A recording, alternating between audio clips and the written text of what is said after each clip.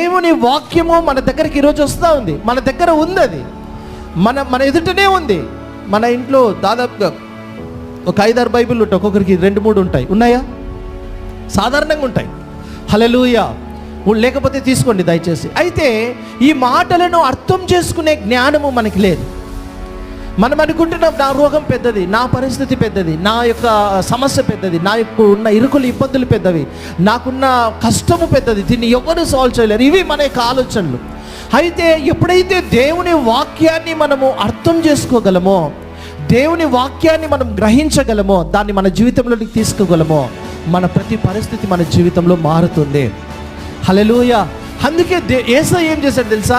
నేను నా ఆత్మను భూమి మీదకి పంపిస్తాను, ఆయన వచ్చి నేను ఏ సంగతులు మీకు బోధించానో వాటిని తిరిగి మీకు జ్ఞాపకం చేస్తాడు.